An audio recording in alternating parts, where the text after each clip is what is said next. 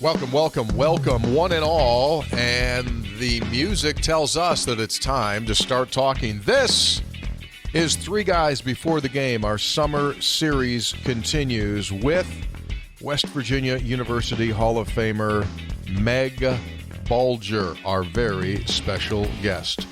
The dean is here. Howdy.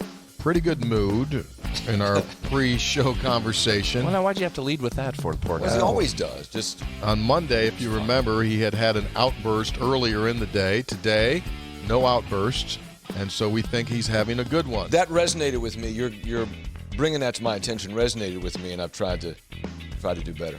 Glad that I could help. Three Guys is also joined today by the Senator, Brad Howe. He's always in a good mood. Usually, well, most of the time. Yeah, pretty good. Most of the time. Yeah, most of the time. Although when you're in a bad place, I don't want to be near it. Yeah, it gets a little scary. That's Yeah. rare. That's rare and unfair. It is rare. I think that's unfair.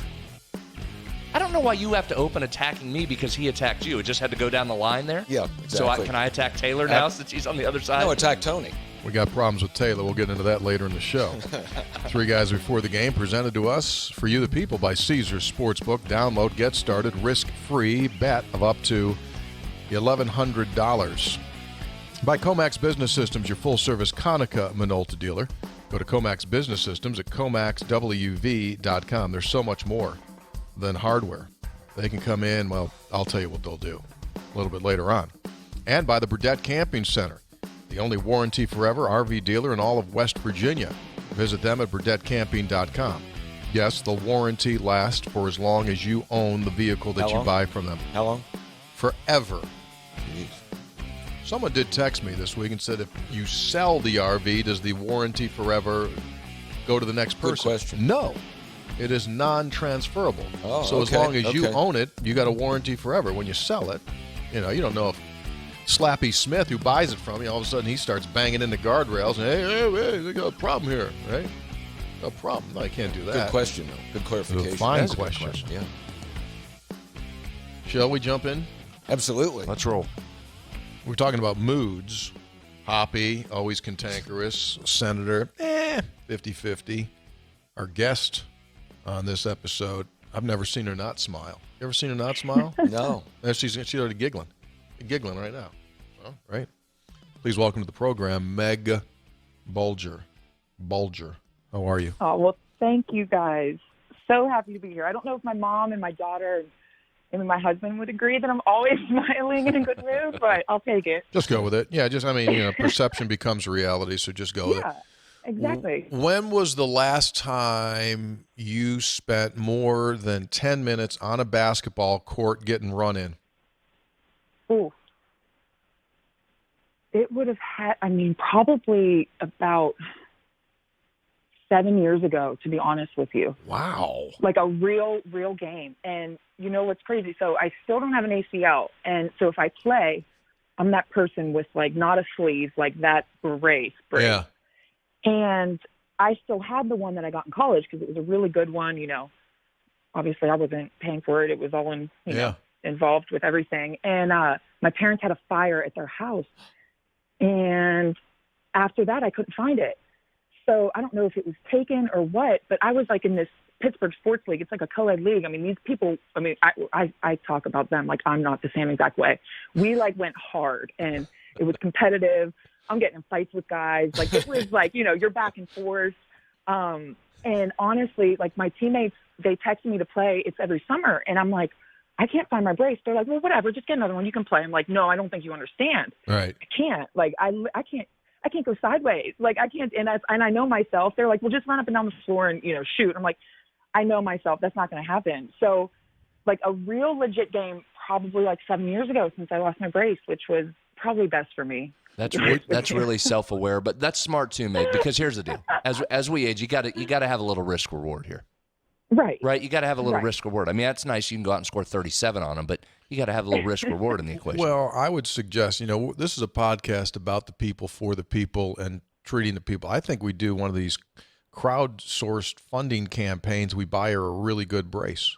Don't you think our Three Guys listeners, to get her back out onto the floor? Probably somebody that'd be kind of like buying a guitar if McCartney didn't have one anymore. Here, We're going to raise some money and get Paul a bass. Here's the other thing. I mean, she's got a pretty good scorecard in the clubhouse right now. I mean, she can probably just say, no, you know what, guy, you clowns, I'm done. I got a pretty good resume here. I'm out. Don't need to play. Yeah, it was like a good way to go out where it wasn't like, oh, I just can't do it anymore, guys. I'm like, no, I just seriously can't. I don't have a brace. Yeah. Like, No brace. I want to, but I can't. I actually just got one on Amazon, though. Not kidding. Just to even walk on the treadmill. This is so pathetic. But my knee was like falling apart. And I hate spending money on this kind of thing, but I'm like, no, you'll, blow that on whatever, but you don't want to actually get you something that's going to help. And I spent maybe a little over $100 on like a real good brace that has, like the tough sides. I mean, you can mechanically move it. And it has been a dream. Like, I mean, honestly, I don't really do much. I walk on the treadmill, but it helps so much. So I could test it out. I might be able to, I'll test it out with my 7th and 8th grade girls that I coach first and see how I perform against them. And then if not, this brace is going to also mysteriously vanish in a fire. So has it got like hinges on it? I mean, it's that level. Oh, yeah. Okay, so when you strap that thing on, what does that make you feel like? You just said you were hesitant to do it. Does that send you into a different level of where you are as far as your age goes?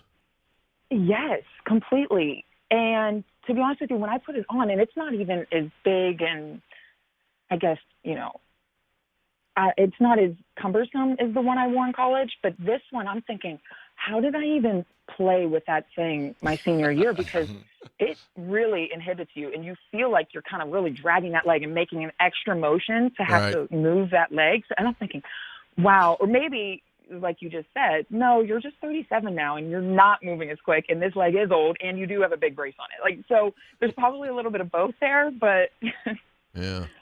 But yeah, it's interesting, but it helps a ton. I'm just avoiding the inevitable of having to do something about my knee. So as long as this holds up for a little while, I'm fine. Are you coaching Nola, your daughter? I don't coach her. I'm at the same school though. So she goes to the exact same grade school that we all had went to. In fact, we were homeroom teachers, the same homeroom teacher I had. And their principal had asked me to volunteer. This was like years ago. They didn't have a coach. I said, yeah, I'll help you out this year or whatever. Well, that was 5 years ago, and I'm still there with the 7th and 8th grade girls. So she's been coming since preschool. She does not miss a practice. She sits with me on the bench. I mean, she's obsessed with it. So it's been really, really fun, though. The girls are great. The parents have been great. So it's fun. Is she ready to commit? Oh, I mean, I would have her do it tomorrow, to be honest with you. Perfect. She loves it. She absolutely loves it. Can she play? She's West Virginia through and through. Oh, she's got some game. Yeah. Oh, yeah, commit right now. She's got some game. Yeah, I wouldn't be mad at that. She would too. I mean, she's obsessed. She'll watch all the West Virginia games with us. I mean, she's absolutely obsessed. She loves it. That's a good start. It's the same elementary school. So I think I may know the answer to this, but go ahead anyway. Do your kids know how good you were? I mean, I'm sure they know who you are. Do they know how good you were? You know what? She at first probably just assumed like, oh, you played, whatever. Well, now that she's into it, and I send her to all different kind of camps, and she has different coaches, here and there, whatever the camps are.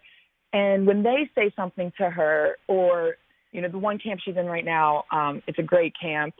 It's like the Boys and Girls Club up here. And they had asked me, they do guest speakers, which is really cool. It's an all-girls camp, and they have females come in that, have played or whatever they're, into now. In fact, they just had the assistant at Pitt come and talk to them, Terry Mitchell, who used to be at Marquette.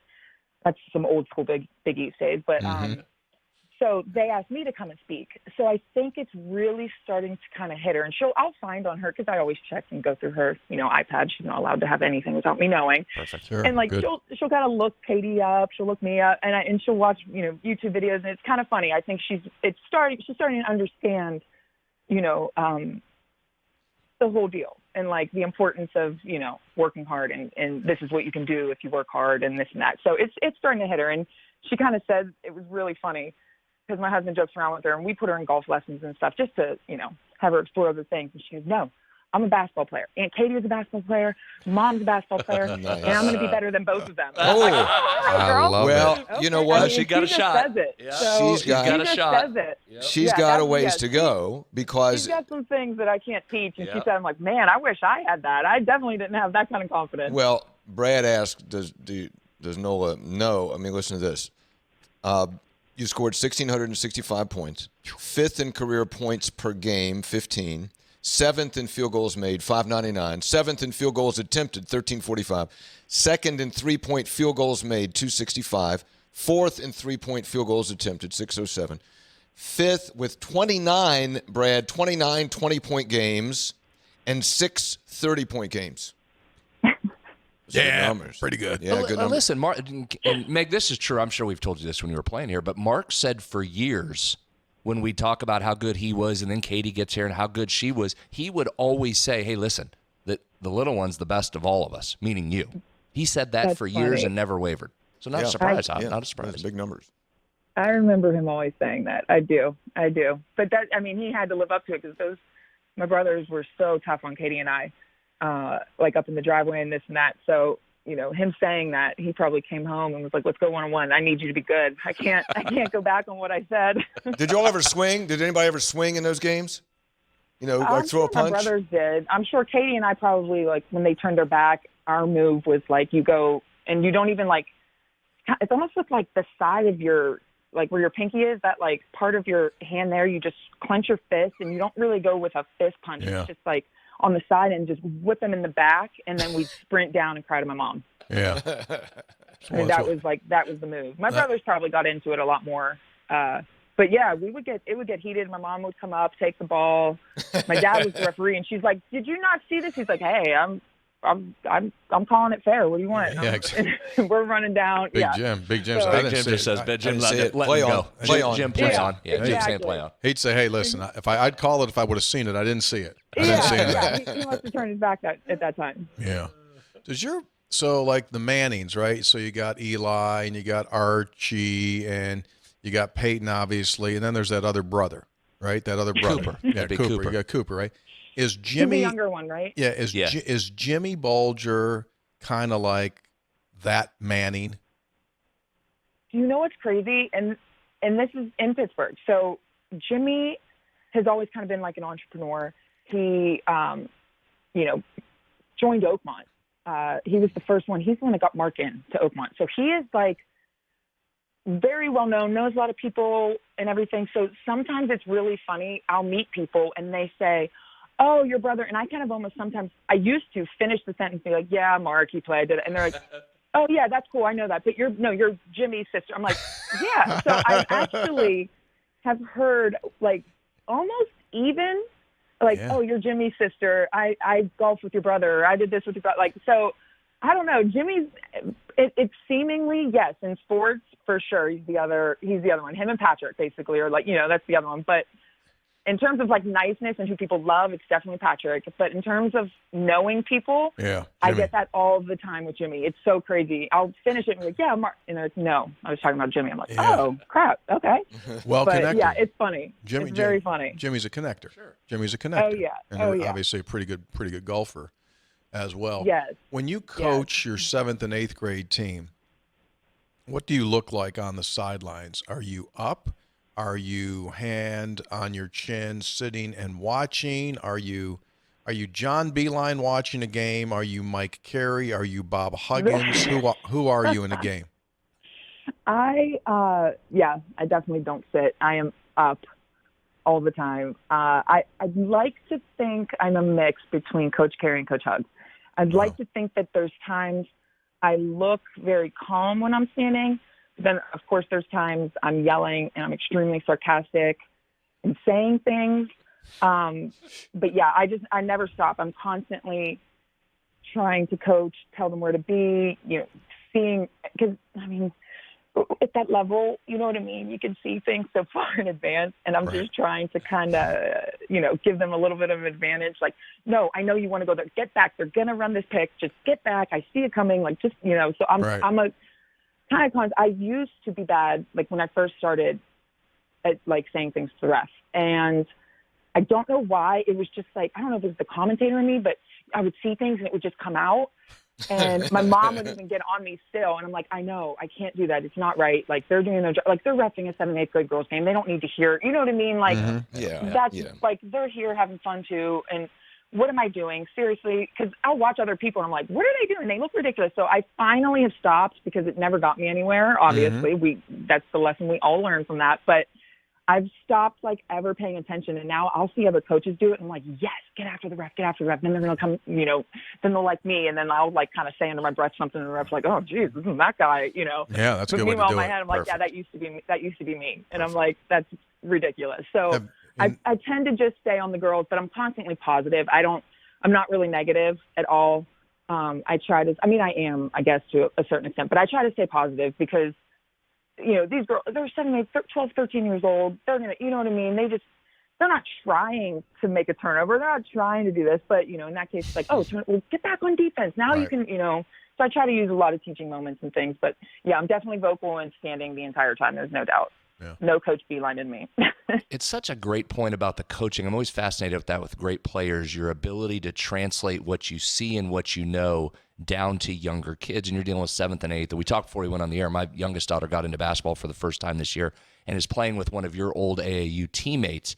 And I watched her have to work through that, like starting with the drills, like, okay, wait, they're not ready for this yet, or we can't go box and one here, or we can't run that offense because they're not there. We've got to niche it all the way down to a basic level, but that's hard, isn't it? That's easier said than done. Yeah, it is. And because I get so into it. I come home and I'll talk to my husband about the games, and I have him do the book for every single game. He, much to his dismay, I'm sure, but because I need, if I'm saying something under my breath or I'm saying something, I can't have a parent there. I need to bounce it off. Like, it needs to have a filter somewhere. So he sits right there, and I'll talk to him about the games, and I have to stop myself, like you said. And I'm like, no, my expectations are just, way, way, way, way beyond than, what it needs to be. Yeah. But the good part for me is I've always been kind of super into fundamentals and understanding the game to see. I mean, I wasn't the fastest, but being taught what you're seeing, why you're going to go do something, because this girl's foot is this way, you need to do that. Like, I've always been into that. So it's fun to coach the younger girls because they haven't seen it. They don't know. They don't think it's like, oh, well, I can put it between my legs and get to the hoops. Like, no, you're not going to be able to do that all the time. Like, they want to know those little things. So that's fun for me to coach because I've been always like kind of basketball IQ-ish and like the fundamentals and just simple square up, simple rip the ball every time you catch it. And it sounds simple, but I'm like, it'll make a difference. So in that way, it's been easy for me to translate it. But again, like you said, the scheming and like plays and stuff, yeah, I just kind of keep it simple. I basically just have them walk the ball up the court, see what's defense. And I'm like, yeah, go to the left side because they always put the best defender on the right. So go to the left. Now I'm like, it's very easy to dictate at that level. Do you see yourself coaching long term? I feel like, and sometimes there's been high school jobs open and people said, put your name in or, maybe apply for it. But it sounds ridiculous in it because it is. It's just volunteer. It's not like, I'm not making any money off of it. But it's just, I enjoy that age group. I enjoy the basketball part of it. But they also kind of, some of them, they come and talk to me about different things, after practice, before practice. So that age is very important before you get to high school. It's, 7th and 8th grade girls. You're ready to go to high school, but you're not. You're into basketball, but your friends aren't. So it's kind of like, it's a different age. And I've just been having so much fun with it. I kind of think, I fear that it would take the joy of teaching them at a high school level because you're dealing with so much other stuff and, which I get because it's more serious. You're trying to get scholarships and whatnot. But that just, not that I don't think myself I could do it. I know I could, but I just know that level of commitment would be totally different, and I would have to be in the right space to commit to that. And that's a great place for you to make an impact, obviously, for what you just said. Yes, totally agree, for a bunch of different reasons. What about I enjoy it. What about the broadcast gig? Have you grown to enjoy it more and more? I have an answer to the question, but I'm asking you. I think I have, yeah, because it took a long time for me to trust that I do know what I'm talking about. This is the one thing, the one area of my life. Please trust me. I know it. I'm good at it, and I can talk about it. Right. Where at first, watching film, I'm preparing for days. I'm nervous about what I'm saying. I'm thinking so much about what I'm saying, rather than just trusting myself. Because I'll watch, games now, and I'll say what I'm seeing and thinking, and then you hear these great announcers. I love Jay Billis, and I hear him say, and I'm like, oh, okay, good. It took a while for me to understand, like, no, you're not out of your league. You're actually right in your league. You're doing what you know. So now, yeah, 100%. I'm just having fun with it. And I think that it's helped me so much come across that way in translating what I'm trying to say about it, because I'm just being honest. I'm letting it flow. And I've had a lot of fun with it. But again, honestly, Tony, working with your son, and I've worked with such incredible people that my job is so easy, because that's the hard part. I don't know how play-by-play announcers do it. That is so hard. And I would literally never be able to sit there and do that. I would fall apart 100%. Now, don't sell yourself short. Yeah. Don't sell yourself short. Don't sell yourself short. No. I like to know my lane, and I stay in it. That I would fall apart. Here's my instantly. Here's my assessment. My assessment is, when I listen to you now, you've repped the thing out enough that you've found your comfort level. And now you're as comfortable in doing a game as you were in playing a game. And it takes a long way to get there, but I think that's where you are. Thank you. That obviously means a lot coming from you. So I really, really take that to heart and appreciate that. It's fun. I mean, right? It beats working for a living, right? I mean, when you get there and sit down and then there. to come down at West Virginia, it really is. I'm very, very blessed to be able to do that. It's really cool. It really is. When you think back of your career, what's your biggest regret or regrets? I mean, sometimes I think, and this is probably just on like a surface level, I should have taken the weight room more seriously. I always thought, what's the point? I play basketball. I know what I'm doing. That doesn't translate. But you realize just how strong some of the players are. You don't understand that it makes you quicker. You don't understand that when you have the strength, you're banging it. I really, and then I think, man, if I would have done that, would I have torn my ACL? If I would have been doing, but I was never taught. It wasn't as big of a deal, to be honest with you, when back then. It sounds ridiculous, but kids are doing weight room stuff and agility and all that kind of stuff in like 8th grade now. I picked up a weight for the first time in college, and so it didn't process to me how important it was. So I actually really do wish I would have taken that more seriously. Like getting shots up and being in the gym like that, I always did that. But the other stuff about like really taking care and improving your body for that kind of thing, I think it would be interesting if I would have like known that in high school and been doing that, and then translated into college. And, you're doing it more serious, you're doing it more times, it's more professional. It would have been interesting just to see if I would have, changed how my body worked on the floor, if I would have like really, really, kind of motivated myself to do that in the weight room. Meg, this year's the 50th anniversary of Title IX, which provided for equity for women in sports. And have you thought at all? And you kind of were in that period. I mean, I think you said you're 37 now, and how far women's sports have come over the last half century, from being a non-factor to being on, in many cases, on a level playing field as the men, and hopefully continue to get more exposure. Any thoughts about women's athletics in general? Oh, yeah. I mean, it's been awesome. The growth it's absolutely incredible. And just to see, growing up, there was, maybe 1 or 2 AAU teams here around. And this is a bad example because AAU is out of control. But there was 1 or 2 teams here. But now there's so many. But that's just also a testament to how many girls want to play now. And then the volleyball is huge now. Like, that came out of nowhere. I mean, girls are just getting into sports and feeling comfortable with it. Whereas before, I think it was kind of like, oh, you can't really do anything with it. You can't get a scholarship. You get a partial scholarship, whatever. There's just more opportunities with the scholarships for kids, in tennis and soccer, golf. I mean, my niece is an exceptional golfer.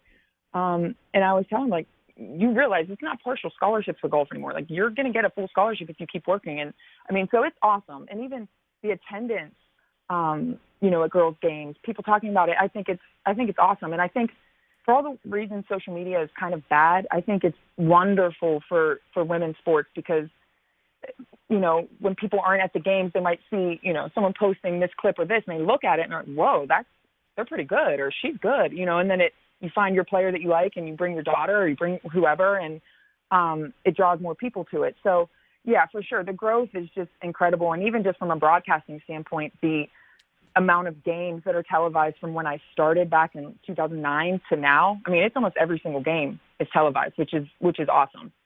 So that said, with all those changes, and maybe your perspective is a little bit different because you're down here so often doing the announcing, but does it feel to you, with all those changes that have taken place, does it feel like you played a lifetime ago, or does it feel like you just got done playing? It feels like a lifetime ago. It really does.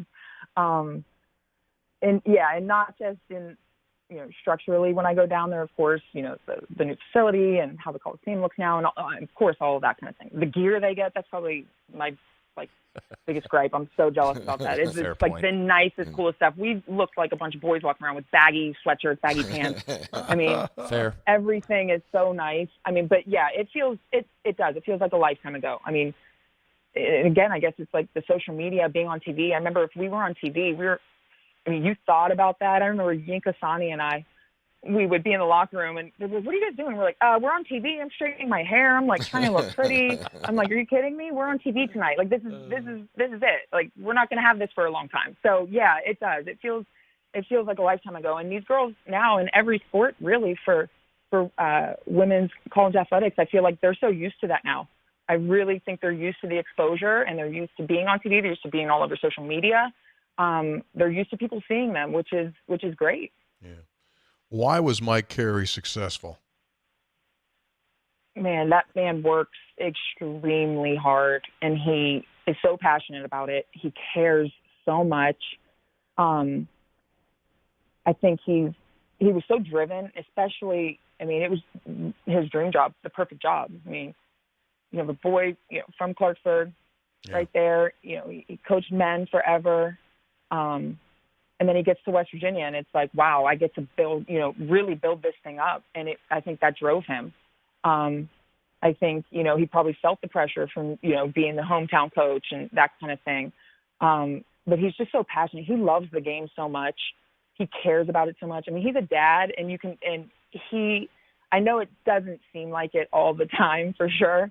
But he's a dad first, and he really treats his players that way. I mean, he cares about them because, and I'll go in his office. We're very, very, very close.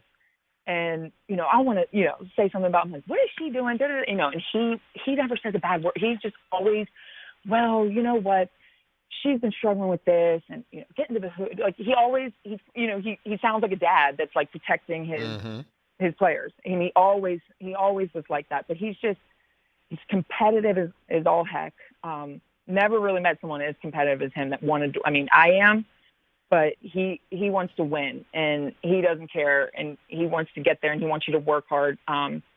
So I just think that his passion for the game and how he approached it. And I think that him being at West Virginia meant a lot to him. I don't think that could be understated. I think him being there was, maybe something that on his worst day, he probably went, man, I'm here, I'm doing this. So, which is pretty cool.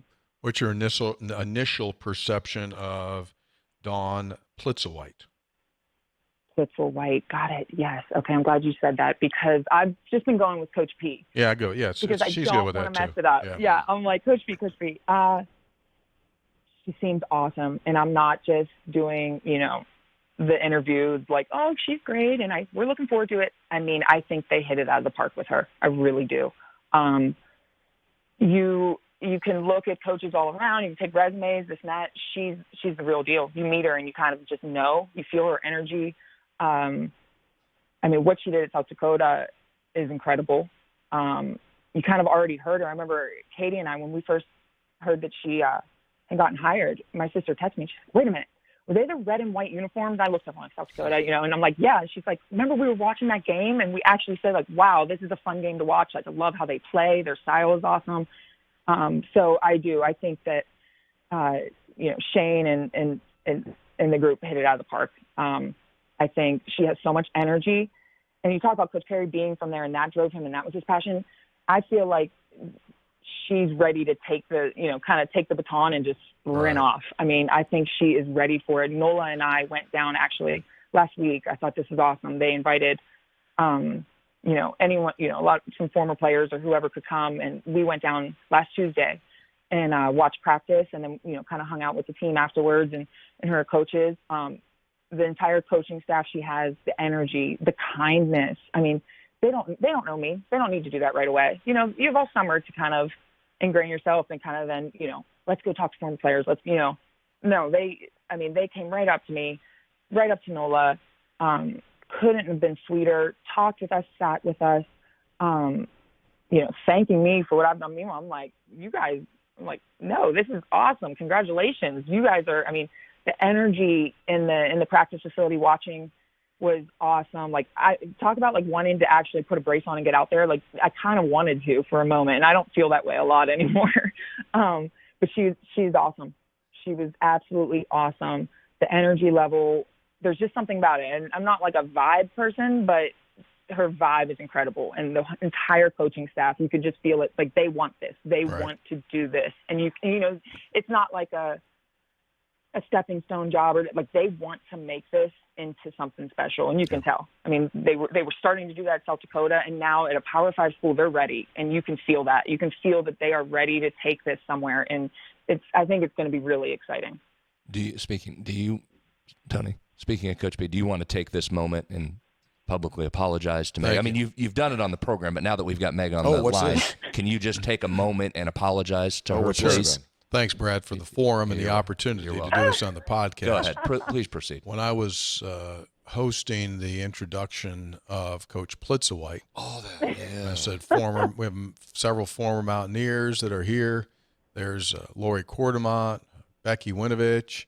I saw Kate Bulger. Where's Kate up top there?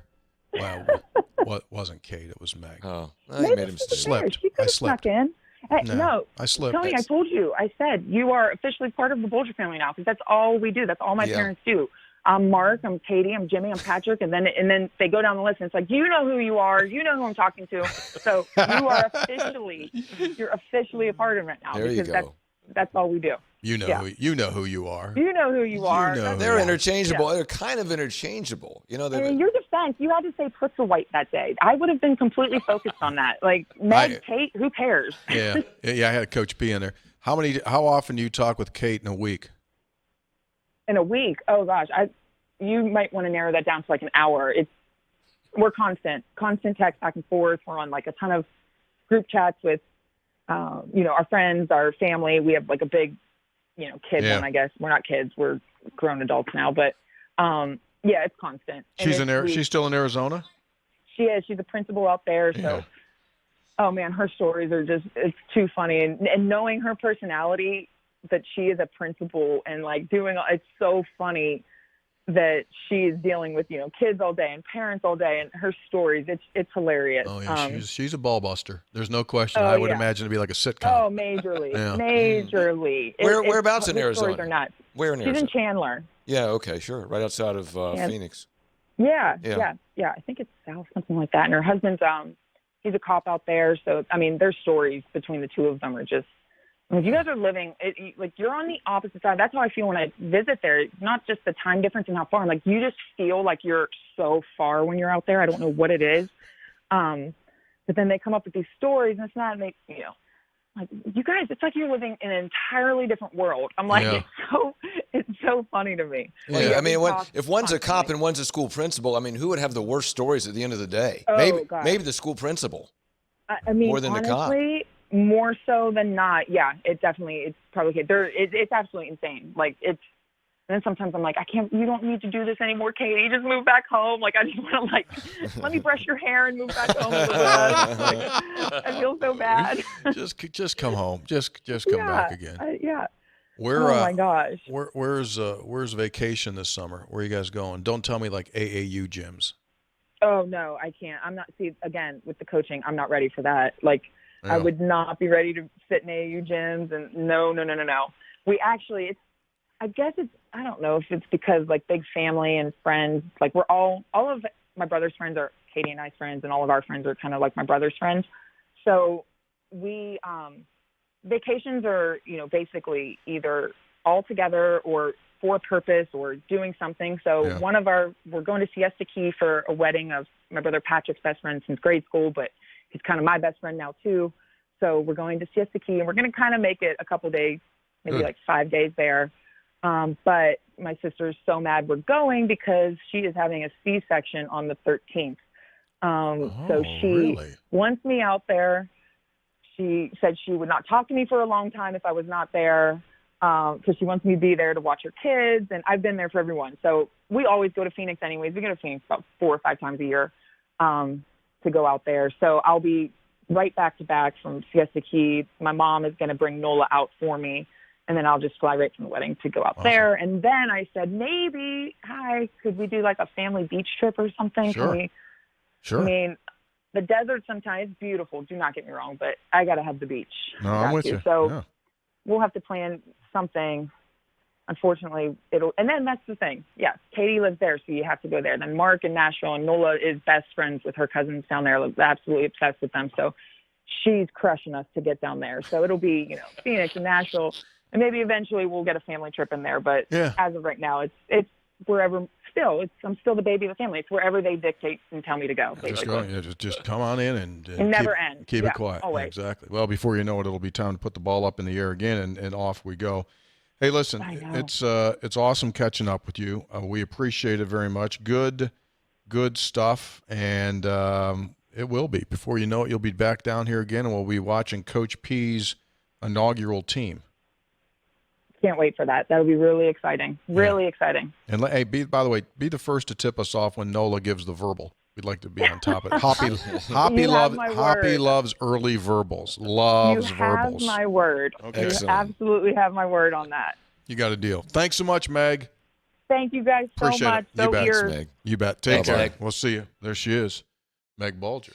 It feels like, because we've all been around a while and the Bulgers have all been around a while and 3 of them have played here, you almost feel like, it's just like a big family. It feels very collegial. Doesn't it? It does, and there was a stretch where I'm not sure that was even a made-up scenario. It was. Right, I feel like I saw Jim Bulger more for a stretch and talked to Jim Bulger more than I did anybody in my actual family. Yeah, because there was that running. I'm being dead serious. Road trips. It was constant. So that's not hyperbole by you.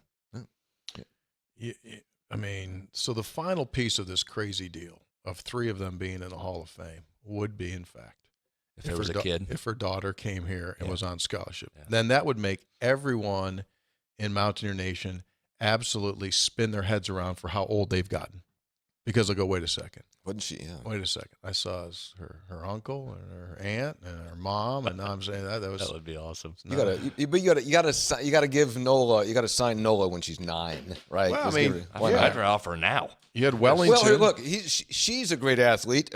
Her mom, her family, great athletes, and Meg's husband was a minor league baseball player, professional baseball player. So there's the genes are there. You have decent odds. Yeah, like if you're gonna miss on that, right? That's a good way to say it.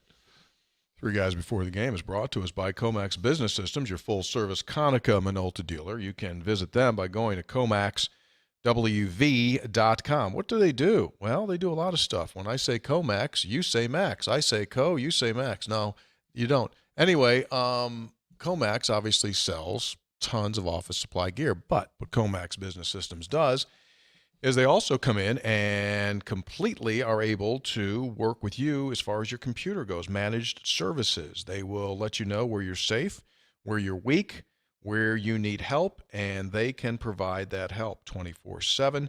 Security, name it, remote cloud computing, got it.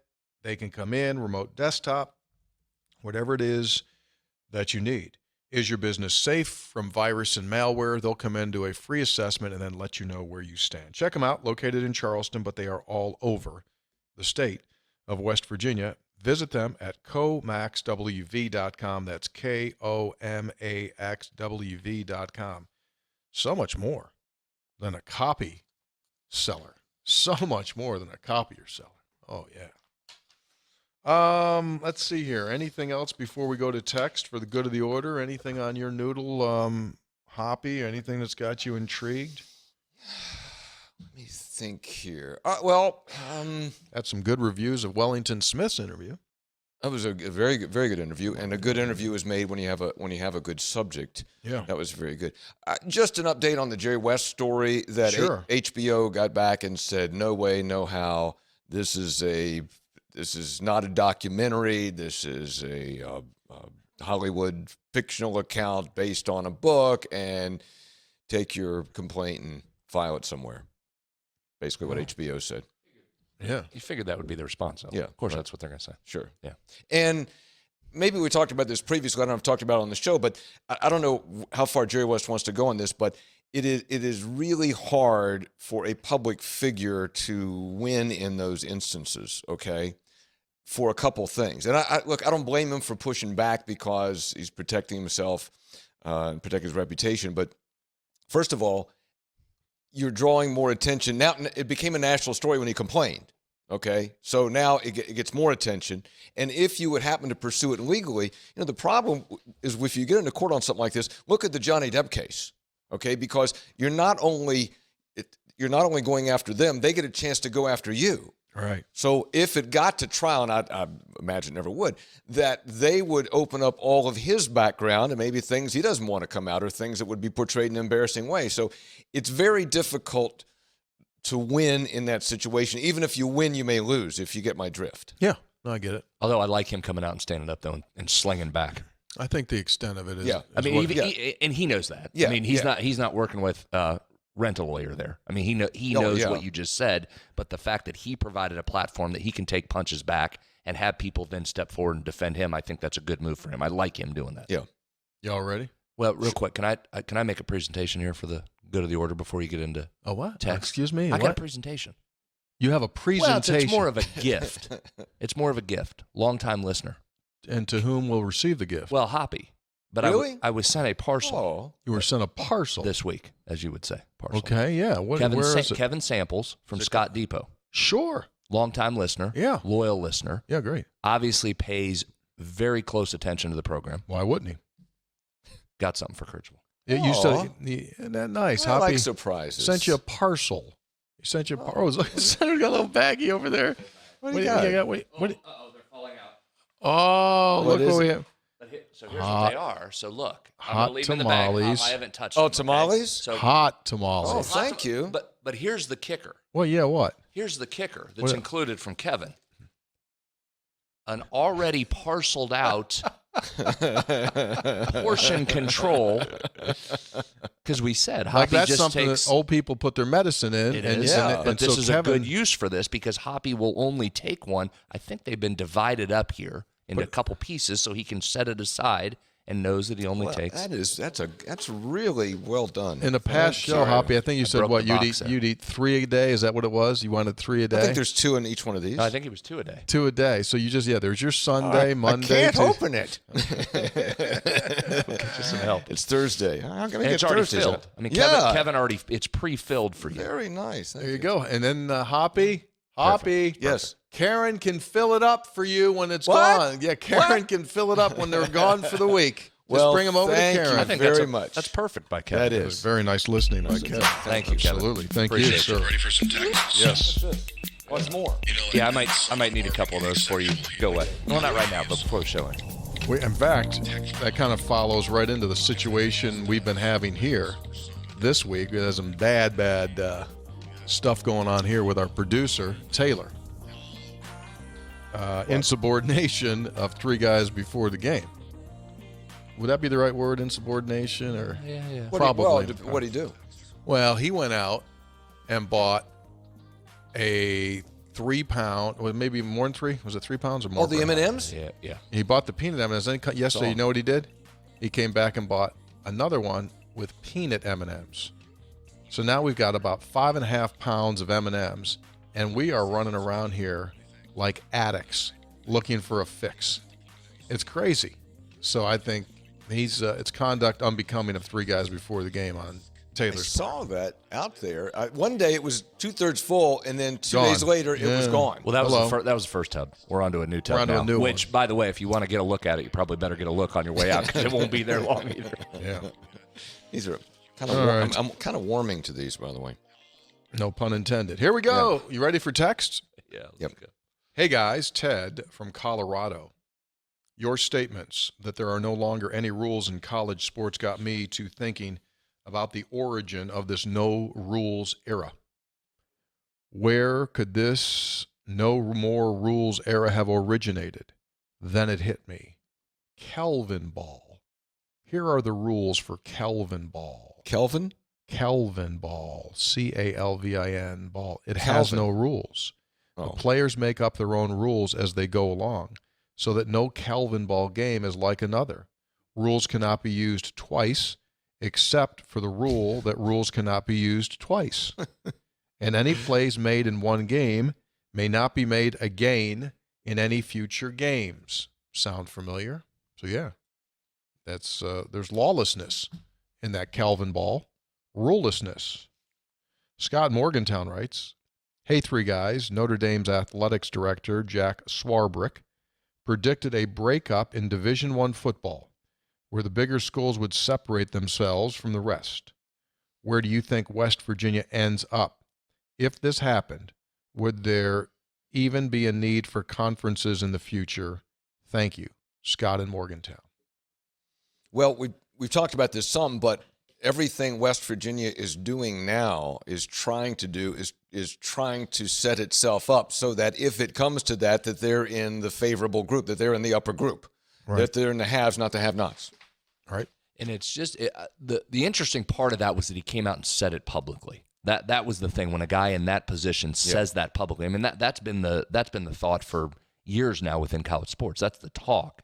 But that he said it publicly, and that he's the Notre Dame athletic director, and then went further. Said there were more than a few schools that were interested in moving conferences, but that you couldn't for various reasons right now. So I don't think there's any doubt that's coming. It's still back to the same old question.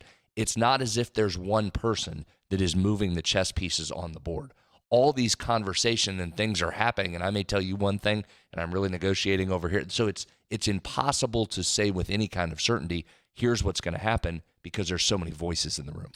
Would you agree that the rampant craziness that's going on within the college space right now will expedite this happening? I think there's no doubt. And I think that's why he's in a position where he says it out loud now. I think there's no question it expedites it. Because you've always had this giant gap among schools in Division I that are in essence competing for the same thing, theoretically, but they're just absolutely not. I mean, they're not even remotely playing the same sport, yet they're in the same classification. That's continued to grow. That canyon has continued to grow, and it's only going to go further now. And now it's just a question of when the earth starts moving and that crack starts going through the ground, which side of that are you on? That's the challenge. When that happens, if that happens, and when that happens, might it be set up then for some rules so that those who are in the upper group will be playing more of each other, and there's 30 schools or 40 schools that they're playing by same rules as opposed to conference delineation? As far as West Virginia is concerned, just make sure it's made a little bit more than 40. let's make it a little. Let's not make it 40 schools. Let's make it. You don't make the cut if it's 40. That's why you got to watch that crack. I mean, the crack started. The ground is cracking. I mean, if you look down the road, a little crack. I have a problem there in my wall. I got a crack. You got a retaining wall issue? Problem? Yeah, I might have a retaining wall issue there, or is it just a little crack? That crack's expanded a little bit there. We needed about 65. Is that what you need? I think so. Don't you, Senator? I'd feel better at 65. I'd feel better at 65. Not to say they couldn't make it in at 45 or 40, but I feel better at 65. I would. Yeah. Patrick from Jacksonville, Florida, which must be his real name. Otherwise, he would have come with Jack. Should have been Jack from Jacksonville. Or Jackson. By the way, whatever happened to our boy here in Morgantown? Our little guy. Jack? Yeah, where would he go? He on sabbatical or something? I don't know, probably has important things to do. Probably in school. Rather than texting us knuckleheads. All right, fine. Does Hugs reach out to Emmett Matthews in the portal? Does or has? Will or won't? Will? Tell you what, a lot of dots out there. Connect them. Yeah, pretty good. Connect the dots. Connect the dots. I mean, Washington to Morgan, there's a lot of dots. It's going to go through there. Yeah, but there's a big dot. You know where the big dot is? Where? Because remember, there was a dot here in Morgantown, and there's a dot in Washington. Dot. So you got a dot you can come back to. Now, Eric Stevenson. So that zip line still exists? Absolutely. That line that you would drive on anymore. That would be massive for this He program. might still have some clothes here. What's that? It'd be great for this program. A zip line? No. Returning. I mean, never mind the basketball implications. I think he might hold the record for most appearances by a non-3 guy. Yeah, I think he is. He edged out. I think McCabe and he were kind of locked up in a battle. Yeah. And of course, we don't count Nathan Adrian because he was a former co-host. Correct. To answer your question, short answer, Patrick, yes. And I think that that's a very strong likelihood that does happen. It'd be like he never left. Be awesome. Count me in on that. Yeah. Still got his, probably still just, there's probably Same still a locker. Yeah. His name on just like. He can go pick up, like if he put a piece of chewing gum under one of the chairs, like in the practice facility, he could go back in there first day, just reach his hand back under there and just start re-chewing. Oh, gosh, don't say that. That's gross. Well, I'm just saying. Might have been maybe he had it in like a case. But in all seriousness, and he did okay out in Seattle, wherever he was. I mean, was it okay? He was fine. He had nice numbers. He had nice numbers. Yeah. Average double figures. He had nice numbers. It was the team's imploded. The thing here, Eric Stevenson, who's coming from South Carolina, is a Washington State product. Played in Washington. He's a native of the state of Washington. State of Washington. They know each other. Played AAU together. So there's some commonality there. So but I mean, you've had him on the show. I mean, good dude, good athlete. That would feel. That's just not about getting another guy. That just sort of feels good, right? Guy coming back. Like when Mr. in on that one. Kind of like when Mr. Rogers would start the show and come back in. He'd put on that sweater. Emmett coming back, kind of like putting on that comfortable sweater again. Yeah. Right? It just kind of feels good, right? Roll your shoulders a little bit. It kind of feels good. Let's go. Bob in Williamsburg. Here at the end of the academic year, I humbly submit the 3 guys' senior superlatives awards. Most likely to talk about Rutgers, the senator. Most likely to praise Paulie Polycap, the dean. Most likely to bully Hoppy, Scopes. Thank you, Bob in Williamsburg. By the way, I was at the Mountaineer Athletic Club scholarship dinner in Charleston on Monday night, getting ready to walk into the room. This lady walks by me and she goes, "Hey, Scopes." It's sticking. I love it. It's sticking. It's sticking. Yeah, it's sticking. Da-da-da. 3 guys before the game brought to us by Burdett Camping Center. The only warranty forever RV dealer in all of West Virginia. Visit them at burdettcamping.com. Have we talked to them yet about doing an NIL deal with one of our student athletes, Brad? We're doing one with Skylar. We're busy with that right now. Okay. Are you efforting something there? Which, by the way, just before you ask, before we get a text, it's already been approached again for a second time in the ownership group meeting about getting the website fixed. What the heck's up with that? Well, it's staffing. Supply chain issues, staffing issues, everybody's got them. Just give us the credentials to the back end. We're team owners. Don't worry, we're not too far away. Might be running the damn website here pretty soon. The only warranty forever RV dealer in all. It's sponsorships for him here pretty soon. Go back to my roots. It's RV season, and if you're in the market, check out Burdett Camping because they'll give you a warranty forever on any vehicle that you buy there. Check them out. Ask for Phil. Ask for Zach. They're good dudes. What's the name of the organization? That'll be Burdett Camping. Burdett Sorry, excuse me. It's Burdett Camping Center. Thank you very much. Brad, you've been coy about this Warbird thing.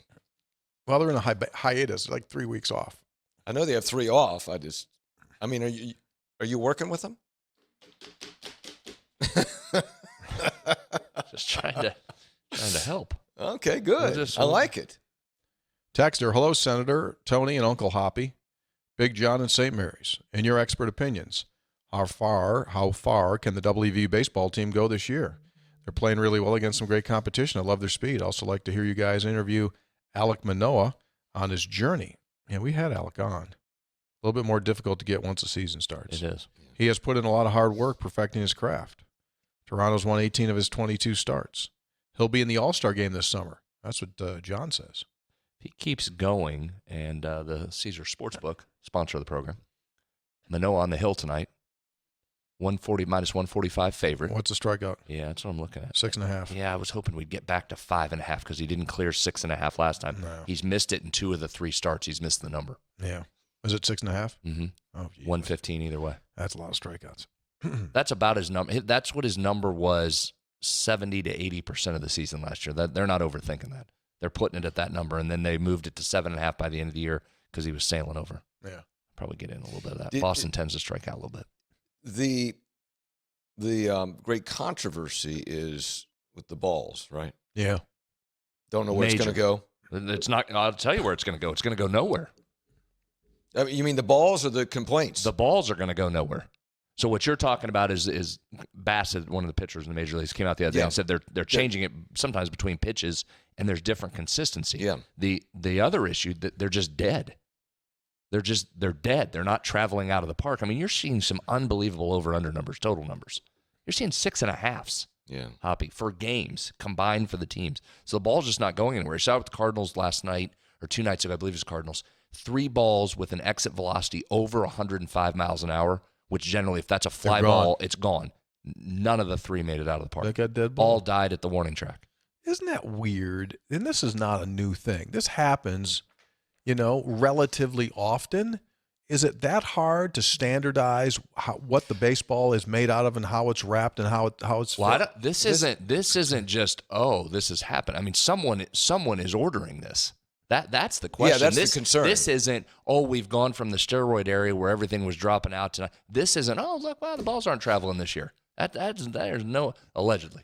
There's no way that's what this is. So someone put a governor on the ball. Well, you added a DH back in. So you've got an extra hitter now across all of baseball, and runs are down and balls aren't going out, and they're dying with exit velocity numbers that should produce home runs that they have in the past, and they're not. Yeah. And you have the sticky stuff. I mean, last year the story was the sticky stuff went away. Well, that's what they're trying to do. They're trying to get rid of all abrasives. Okay, so that means that advantage to the pitchers went away. Runs should have been up.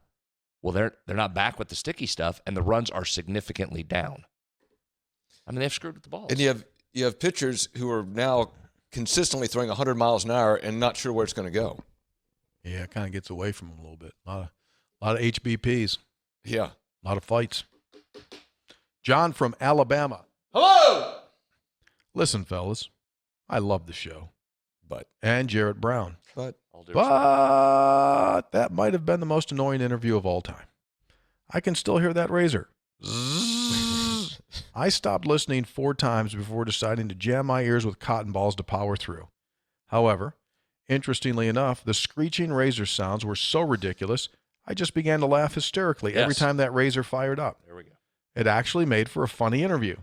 I think you need to clip that razor soundbite and create a razor buzzer to hit for every lame text during the textual healing segment. Anyway, can't wait to beat the blank out of Pitt to open the season. Let's go. It's kind of like the Jarrett Brown show was kind of like a bad family vacation. It's hilarious afterwards and super memorable. Then he closes with, it's hilarious how Hoppy takes all the crap. This podcast is magic. Congrats. Oh. It was interesting because Jarrett Brown would say, I would say that the most memorable time at West Virginia was, and that was it. And that was, so I want to make sure you got that story. Oh, another time yeah. Man's got to work. Well. He was multitasking. That's great. Good. Memorable. I couldn't have done that. I could not have done that. Memorable. What, done the interview while talking? I'm not good. I'm not a real good multitasker. No, I couldn't have.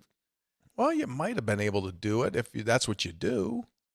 That is true. Guys in barber shops are always talking while they're cutting. Well, that is true. Isn't necessarily an interview, but some guy on the seat on the far side waiting to get in there, he's spouting off about something, and the barber's always got to go like, no, John, that's not true. Barbers are great talkers.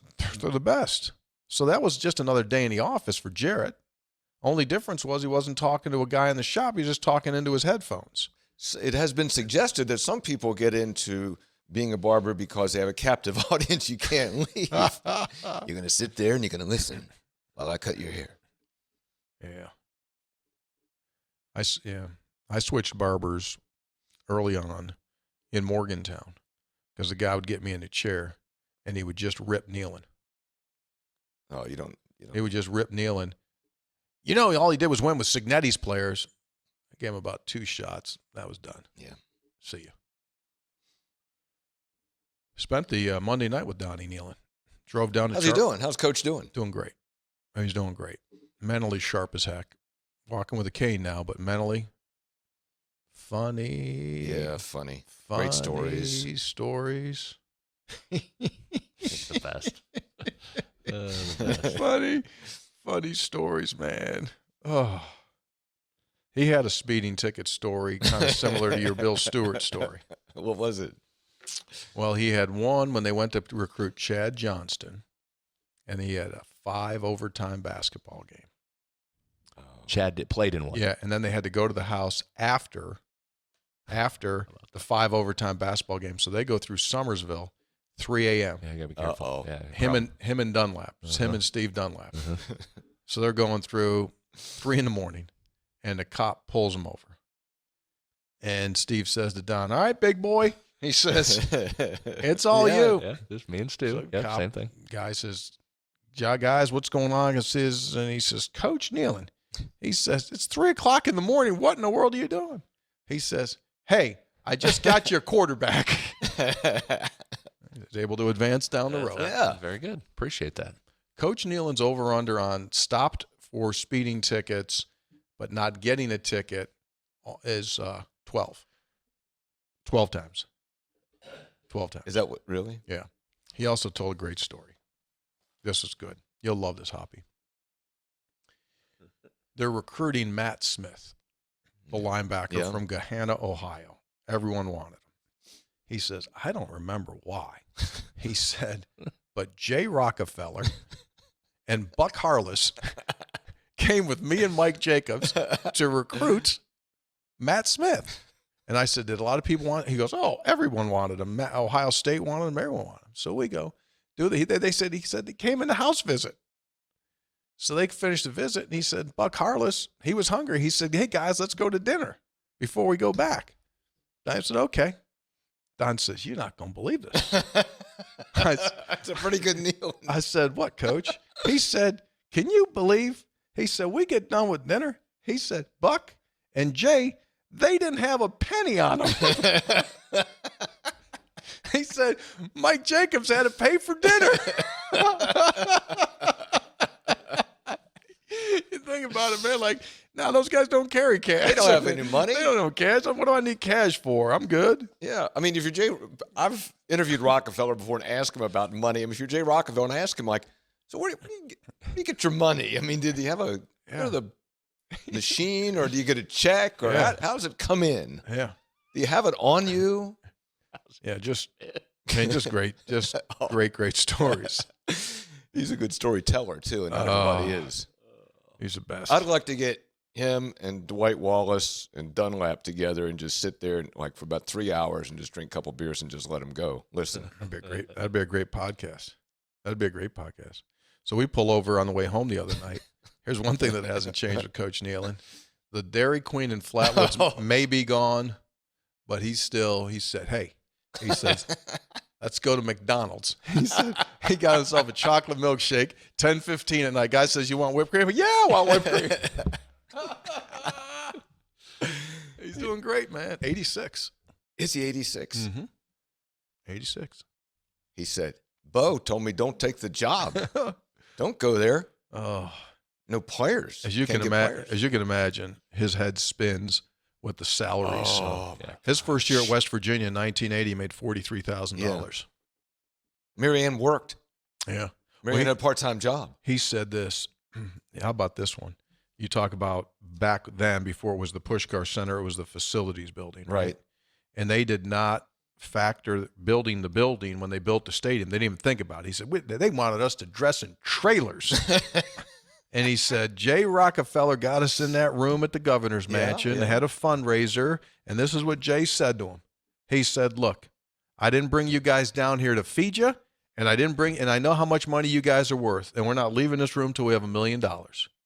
He said, "So we get the money to do it." He said, "My wife and Dennis Brown's wife did the wallpaper in the entrance of the facilities building." That's where the thing was back then. Has it changed?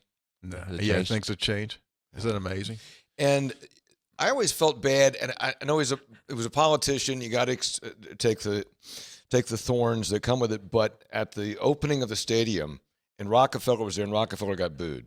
And I always thought that was really, really tasteless, because Rockefeller was instrumental in doing that and raising the money for the facilities building. Yes, but 100% agree. But tonight, the draft's on. Guess who's going to get booed? Roger Goodell. Yeah. Guess who gets booed? Gary Bettman. Guess who gets booed? Rob Manfred. People always get booed. That's just, unfortunately, that's what people do. Yeah. Texter, Martin from New Martinsville. Nah, it's Clay, not from Clay County.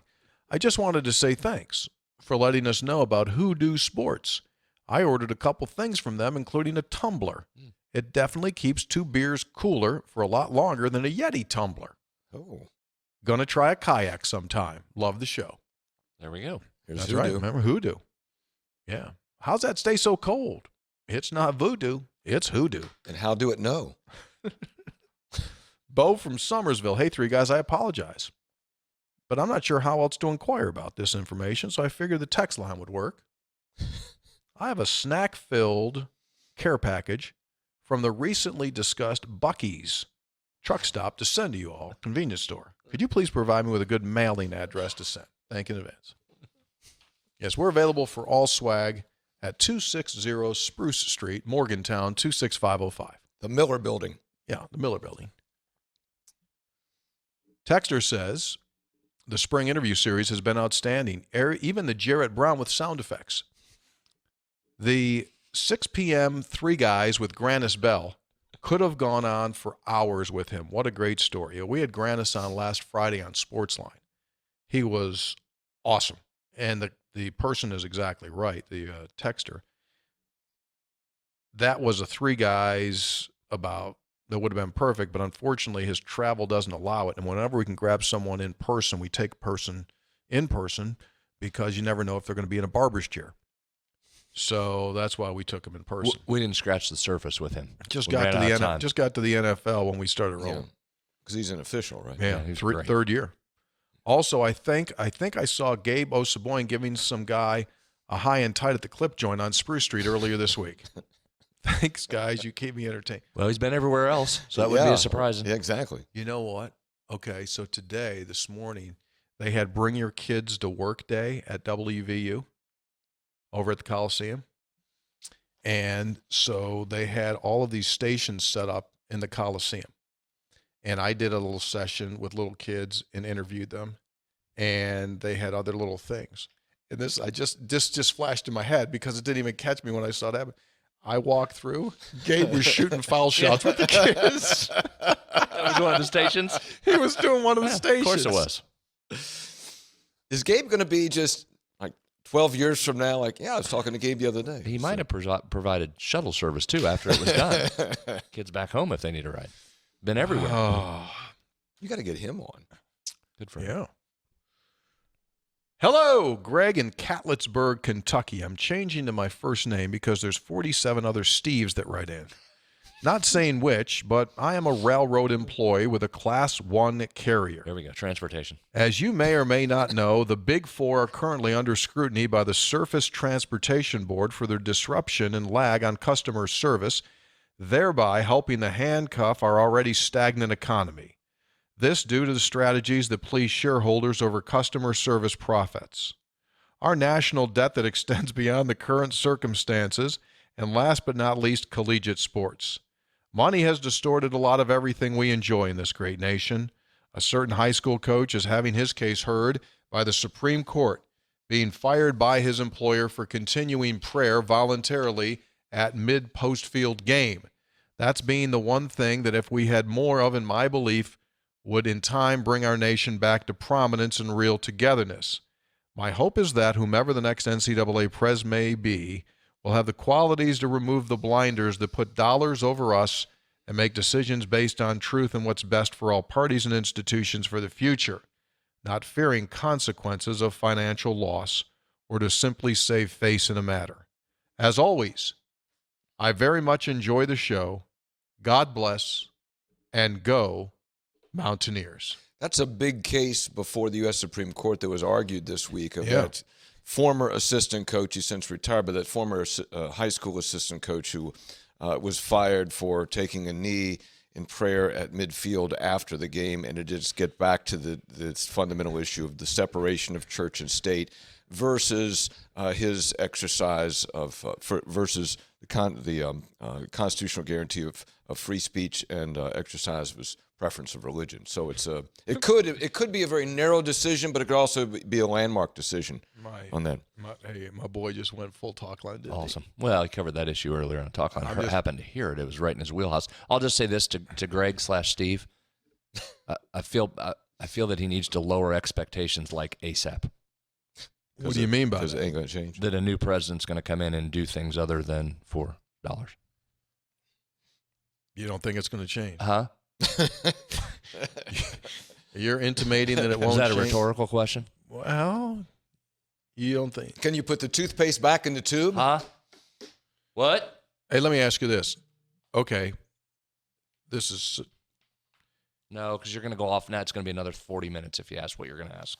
No, I'm not. This is super simple. The question is for both of you guys.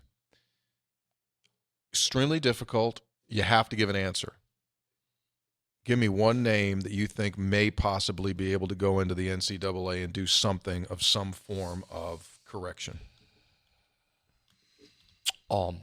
First of all, don't have to do anything you tell me to do. So let's get that out. So don't tell me what to do. Not going to give you a name. Pretty good. Not going to give you a name. But I do think this. I think you've got to get somebody, because that's an impossible job for the somebody. If the schools don't want to change and the schools don't want to make it right and the schools don't want to do what they're supposed to be done, it doesn't matter who you put in that position. It just simply does not. But if you want to affect real change and you want the campuses to get back to where they need to be, then turn some control over to athletic directors that do this every day and let them go about their business, and then put somebody in that chair that knows athletics and can focus on athletics and only does athletics.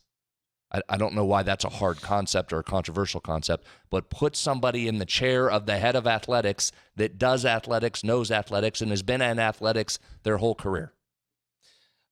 I would try to find somebody, I can't give you a name, but I would try to find somebody who is not affiliated with any of the conferences, any of the major conferences, but has big-time experience in NFL, NBA, something like that, that knows exactly how it's supposed to work.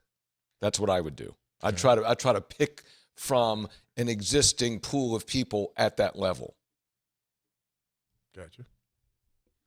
Jay Billis? No. All due respect for Jay, but no, he's fine. No, because here's why. Because I do think he serves an important role in what he's doing in having that platform and continuing to call out the hypocrisy and the ridiculousness. You got no name for me, Hoppy? No, I don't know enough names. I just gave you a concept. I mean, maybe it's somebody who's the assistant commissioner right now of the NHL or NBA or something. I don't know. Somebody that has dealt with television contracts. Somebody that's dealt with that is really, really smart and probably running things at the highest level already in professional sports. Which I think that's worth a look, because we're trending towards professional sports. But here's the thing. This is such a unique animal. You have got to understand how decisions get made on a campus. That's the whole crux of this. I mean, we're looking at it's not the one person. It's not that one person. It's the campuses. They've got to get their bleep in line, or it doesn't matter what you put over in Indianapolis. It just does not. I mean, as you're seeing, I mean, the enforcement arm of Indianapolis, NCAA, just absolutely crumbled. Where the hell did that thing go? Just totally disappeared. It's not about who's running things over there, because they're not running things and haven't been running things for a while. So figure your stuff out on campus. The campuses drive this. They've got to get it together. See, let's not think there's one person out there that you're going to put one person. There we go.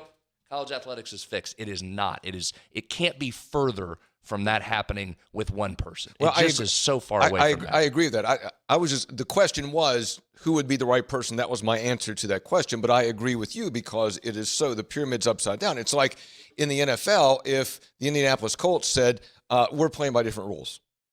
And you can't do anything about it. Well, and so you have to. But I don't know how you bring those elements together. Here's the other thing. This is not a Mark Emmert defense by any stretch. Absolutely, it is not.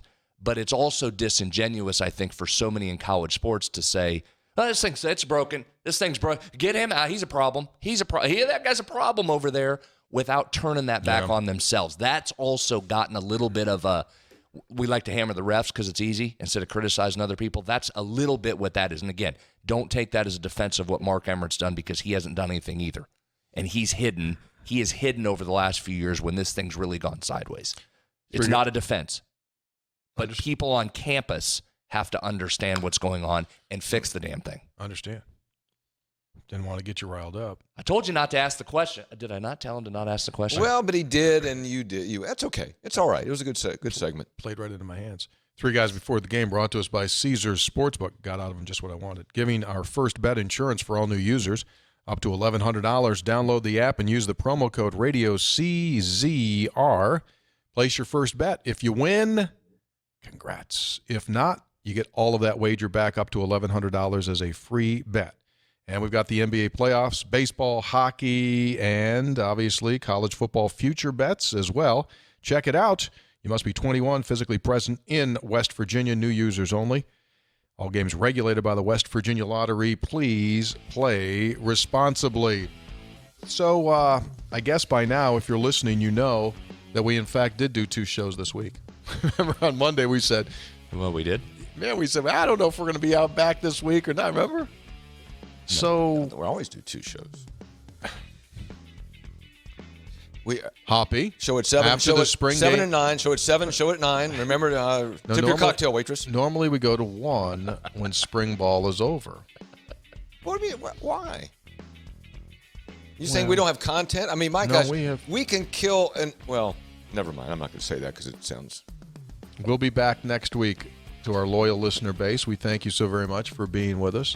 Special thanks to Tyler County Kennedy, who's on 3 guys suspension for illegal substance abuse of peanut M&Ms. He brought them through. He is like when you bring something into prison, you're not supposed to bring contraband. He crossed the line. Now Brad and I have got serious issues. Well, I wish you'd wrap it up quickly because I didn't have a handful beforehand, and I'm dying for one. So wrap the thing up and let's go. But also, thanks to Kevin Samples again as well for Hoppy's medicine portion control. If it was contraband, how did he get it in the building? It's awesome. Hoppy's got a bag, man. I'm giddy with that. 3 guys before the game, brought to us by Caesars Sportsbook, by Comax Business Systems, and by the Burdette Camping Center. Have yourself a great weekend. We'll see you down the road. 3 guys, number 373. Special thanks to Meg Bulger. We be gone.